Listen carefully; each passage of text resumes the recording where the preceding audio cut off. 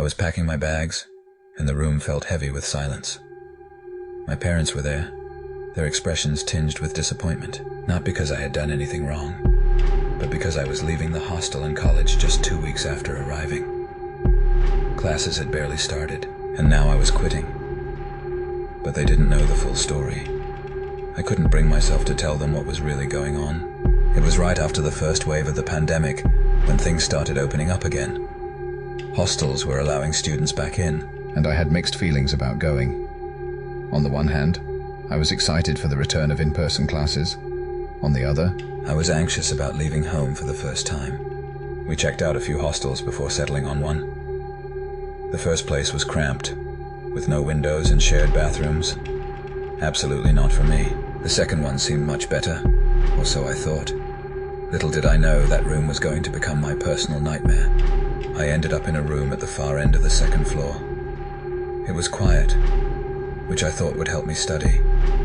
But that isolation became unbearable. The first day went by in the usual bustle of settling in. But that night, things started going wrong. It was around 1 a.m., and I was trying to sleep. The silence was unnerving, almost too quiet. My laptop was charging on the desk next to my bed in sleep mode. Suddenly, without warning, a voice blasted through the silence, startling me. It was a lecture from our physics professor, playing on its own. I figured I had left the tab open by accident and shut down the laptop. No big deal, or so I thought. I managed to sleep that night, but it would be the last peaceful sleep I'd get for the next 2 weeks. The next morning, around 5:30 a.m., it was time for the hostel's mandatory exercise routine. As I left my room, I bumped into the warden, Mrs. D'Souza. She was kind but strict. "You were up all night studying?" she asked. "Next time use headphones, okay?" I could hear the lecture playing when I did my rounds. Confused, I told her I hadn't been studying, and I had definitely turned off the laptop. She must have been mistaken, I thought, and shrugged it off. The same thing happened the next night. This time, Mrs. D'Souza wasn't so gentle. "If this happens again, I'll confiscate your laptop," she warned. Frustrated, I argued with her. I knew I had turned it off, but she wouldn't listen. Then something even more unsettling happened. A guy from my building, Aaron, who was in his 3rd year, approached me during one of the exercise sessions. We had barely spoken before, but he casually asked, "So, you're in that room, huh? You're braver than I thought." Confused, I asked him what he meant. He hesitated for a moment, then said, "You don't know? A student in my year. He used to live in your room. He ended his life there." I felt a cold chill run through me. Aaron explained that the student had been struggling with depression, and after being publicly humiliated by one of our professors, the same physics teacher whose voice had randomly played on my laptop, the student had taken his own life. The room had been locked up for 2 years.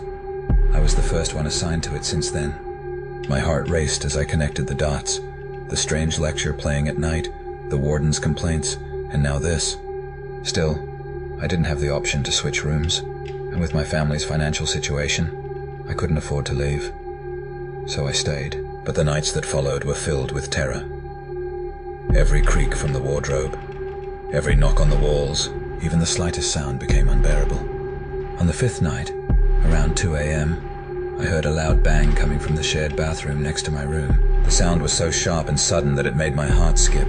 Mrs. D'Souza came running, accusing me of causing the disturbance again, but I hadn't even left my room. Desperate for some peace, I started playing soft prayers on my phone while I slept, hoping it would keep the fear at bay.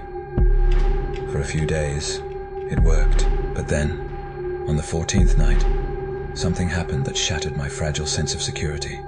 I woke up in the middle of the night for no apparent reason.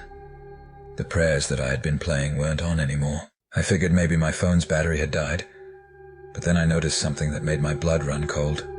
My phone wasn't where I had left it. It was lying across the room, in a completely different spot, diagonally across from where I had placed it before going to bed. That was it. I couldn't take it anymore. I rushed to the warden, borrowed her phone, and called my parents, begging them to come and get me. They agreed, sensing the panic in my voice. I spent the rest of that night sitting by the warden's desk, staring down the hallway, too afraid to even look in the direction of my room. I never told my parents what really happened. I packed my bags the next morning, and we left without a word.